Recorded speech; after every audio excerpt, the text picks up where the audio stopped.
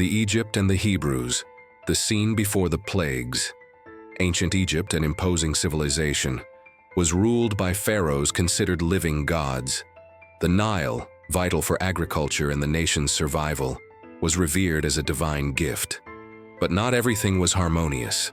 Under the reign of Pharaoh Ramses II, a minority of slaves, the Hebrews, suffered greatly under the empire's power. The story of Moses begins in this very context.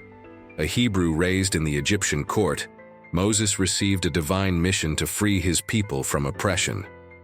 When he confronted the Pharaoh with a simple yet bold demand, "Let my people go," Moses became a figure who not only defied the divine authority of the Pharaoh, but also challenged the natural order of Egyptian society.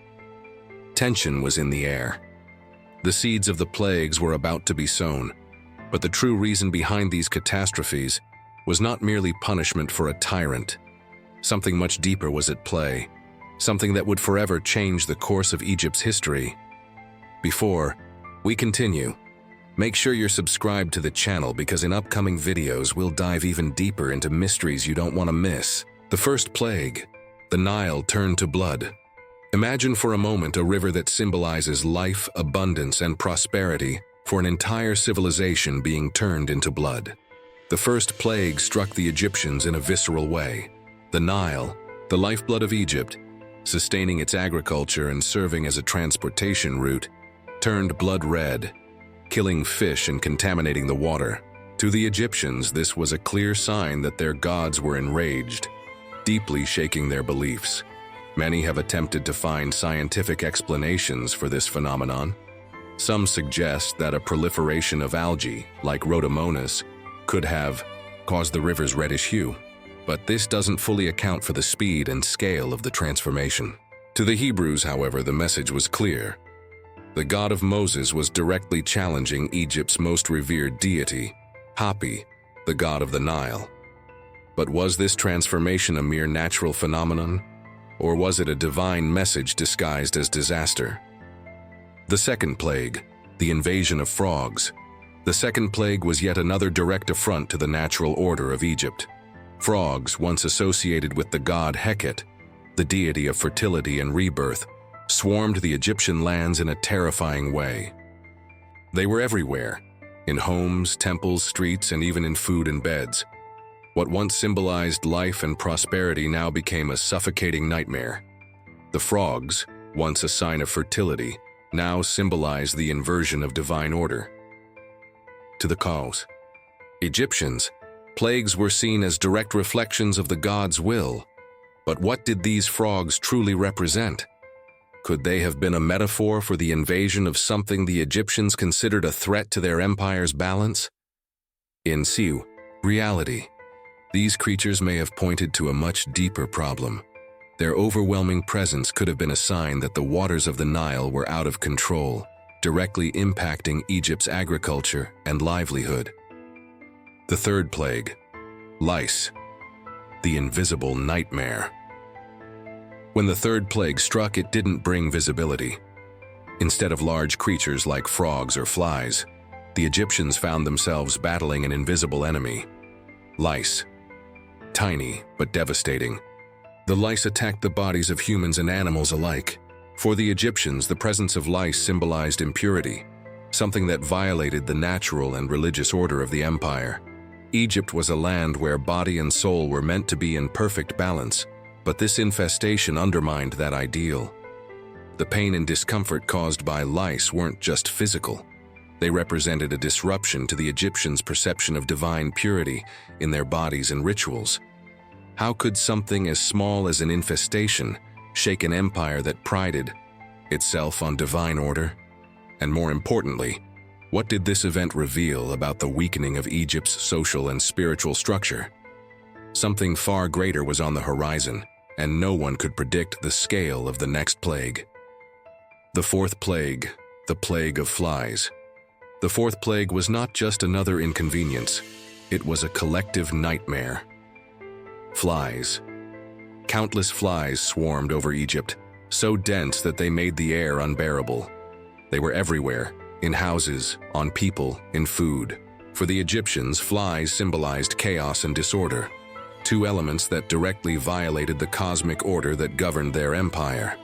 However, this plague carried even more significance, as in Egyptian beliefs, flies were seen as a manifestation of Set, the god of chaos and destruction.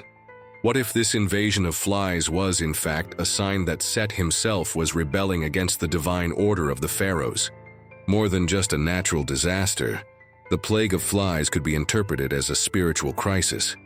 But how did this fit into Moses' larger plan? Was there an even deeper message behind all of this? And the burning question remains, why couldn't Egypt, so powerful and mighty, stop the chaos from taking over? So, had you heard about these events before? Let me know in the comments if you've heard about this, and let's discuss. The fifth plague, the death of Egyptian livestock. During Egypt, a nation deeply dependent on its agriculture and livestock, saw its economy and a way of life collapse under the weight of the fifth plague, the death of animals.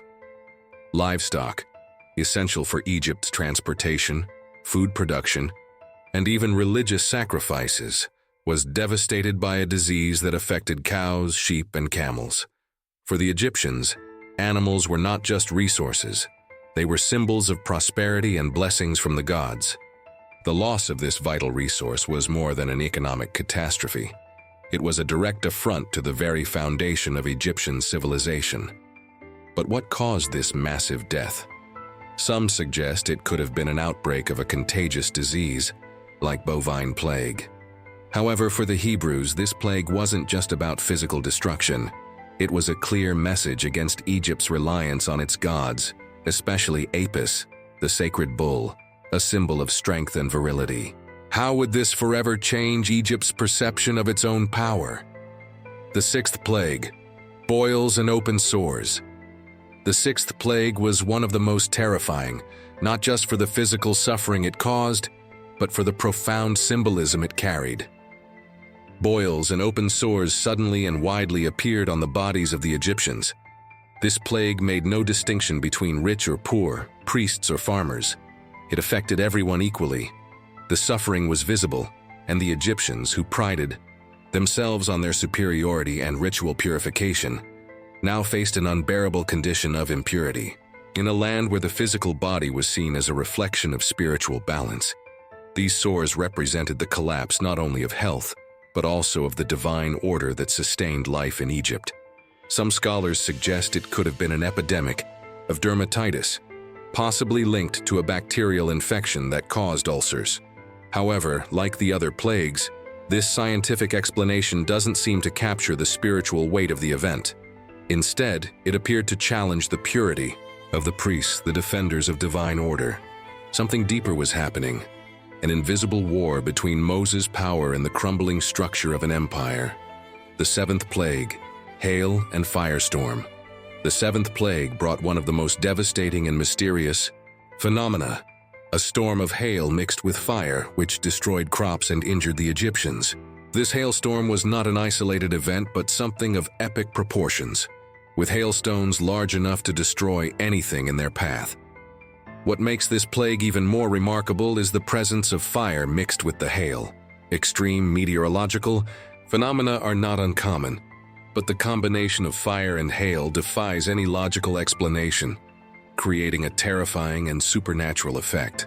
For the Egyptians, this plague was not only about physical destruction, but also the breakdown of their relationship with their gods. Seth, the god of thunder, was one of the deities responsible for natural disasters in Egypt. But this event seemed to be a direct challenge to his authority.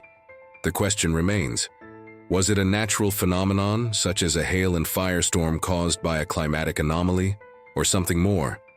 How could Egypt, an empire so mighty and imposing, withstand such powerful and incomprehensible forces? The eighth plague, the devastating swarm of locusts. After the hailstorms, Egypt faced yet another calamity, a swarm of locusts. These insects, which feed on vegetation, destroyed every remaining crop and devastated the fields, leaving the country on the brink of famine. Locusts have long been a symbol of destruction in various cultures, and in Egypt, they were associated with Amut, the devourer of souls. The economic impact of this plague was profound. Beyond wiping out crops, the locusts consumed food reserves and even impacted local wildlife, creating a crisis that could last for generations. But this plague also carried spiritual symbolism. The Egyptians believed that the earth was sustained by the gods' order, but the locusts represented the collapse of that order. For Moses, this plague was yet another expression of divine will. But what exactly did the locusts represent to the Pharaoh? He had already lost so many battles against Moses' forces. Was this invasion of insects enough to finally break his resolve? Let's continue, but first, I noticed you haven't left a like yet. If you're enjoying the content, go ahead and click that thumbs up. The 9th Plague, total darkness over Egypt. The 9th plague was one of the most terrifying and imposing.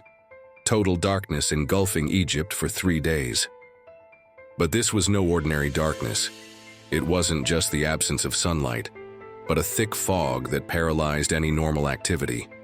No one could leave their homes or even see their own hand in front of their face. For the Egyptians, light was the manifestation of Ra, the sun god, the greatest of all gods. This darkness directly threatened the pharaoh's power, as he was considered a living god, a descendant of Ra. The idea of an Egypt without light, without Ra's presence, called into question the pharaoh's very legitimacy. Many scholars have sought scientific explanations for this phenomenon, perhaps suggesting a sandstorm or volcanic eruption that darkened the sky. But the real question is, what was the message behind this darkness? What was Moses trying to communicate to the pharaoh by blocking divine light, something so essential to the Egyptians? This wasn't just a plague. It was a direct blow to the very foundation of Egyptian power. The 10th plague, the death of the firstborns.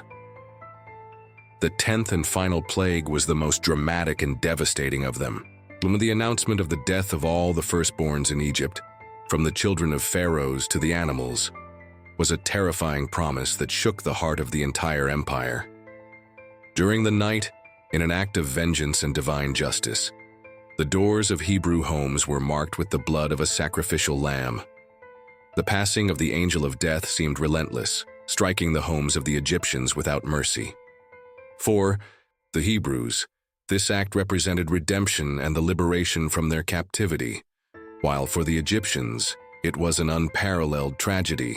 The death of the firstborn was not just the loss of heirs, but a deep blow to the very line of succession of the pharaoh himself, whose lineage was tied to the divine power of Ra. This event also raises a fundamental theological question. Why did the God of Moses choose this form of punishment? Why the death of a child, innocent and pure? Passover, marked by this event, would become a symbol not only of the liberation of the Hebrews, but also of a divine intervention that would forever challenge the power of Egypt. The 10 plagues, myths, reality, or spiritual messages. The 10 plagues that devastated Egypt remain one of the greatest mysteries of ancient history. But what really happened? Were they simply a series of extraordinary natural disasters, or is there a deeper spiritual message behind each of them? Historians, scientists, and theologians have sought answers, attempting to explain the events from various perspectives, scientifically as natural phenomena or as manifestations of a supernatural power. Some point to natural causes, such as the proliferation of algae in the Nile or an epidemic of animal diseases, which could have triggered the plagues. Others, however, see these catastrophes as a reflection of the conflict between the Hebrew people and Egyptian oppression. For biblical scholars, the plagues carry profound spiritual significance, representing the struggle between freedom and tyranny, between light and darkness. But is this spiritual vision enough to explain the magnitude of these events? Or should we seek answers beyond history in a dimension that surpasses human understanding? The mystery of the 10 plagues persists, and we may never truly know their nature. What is certain, however, is that their impact echoes to this day, challenging what we think we know about the relationship between the divine and the human, the natural and the supernatural. Thank you for watching.